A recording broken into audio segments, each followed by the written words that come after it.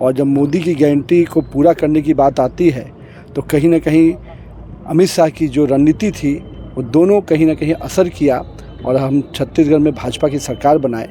तो हम सब लोग आज उत्साहित हैं और 2024 के मिशन में जिस प्रकार से तैयारियां चल रही हैं भाजपा की, हम पूरे ताकत से लगे हैं और अमित शाह जी का और प्रधानमंत्री जी जैसे शख्सियत का आने से पूरा चुनाव और मजबूत होगा।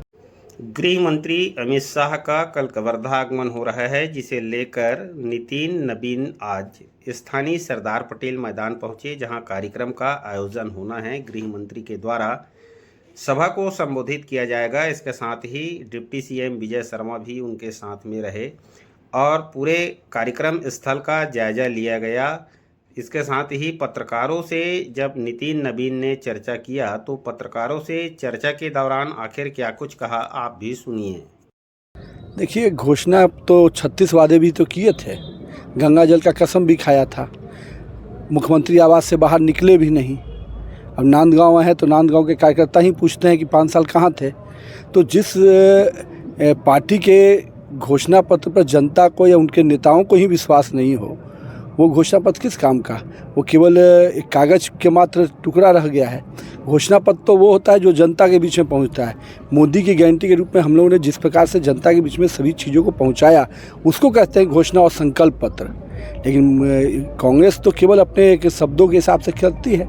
समय आएगा कांग्रेस को जनता जवाब देती रहती है। पूरे देश में माननीय गृह मंत्री जी, माननीय प्रधानमंत्री जी, माननीय राष्ट्रीय अध्यक्ष के दौरे शुरू हो गए हैं और उसी क्रम में छत्तीसगढ़ में चुनाव का कह सकते हैं कि हमारे केंद्रीय नेतृत्व के आने से चुनाव का जो एक अलग परमान है वो अब चढ़ेगा।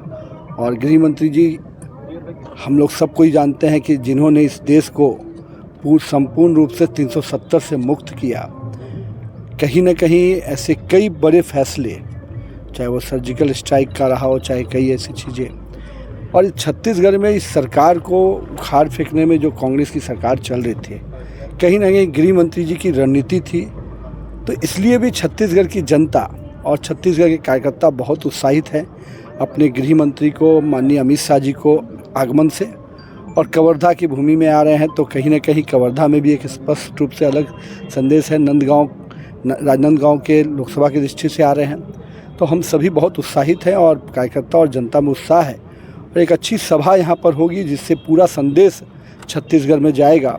और जब मोदी की गारंटी को पूरा करने की बात आती है तो कहीं ना कहीं अमित शाह की जो रणनीति थी वो दोनों कहीं ना कहीं असर किया और हम छत्तीसगढ़ में भाजपा की सरकार बनाए। तो हम सब लोग आज उत्साहित हैं और 2024 के मिशन में जिस प्रकार से तैयारियां चल रही हैं भाजपा की, हम पूरे ताकत से लगे हैं और अमित शाह जी का और प्रधानमंत्री जी जैसे शख्सियत का आने से पूरा चुनाव और मजबूत होगा।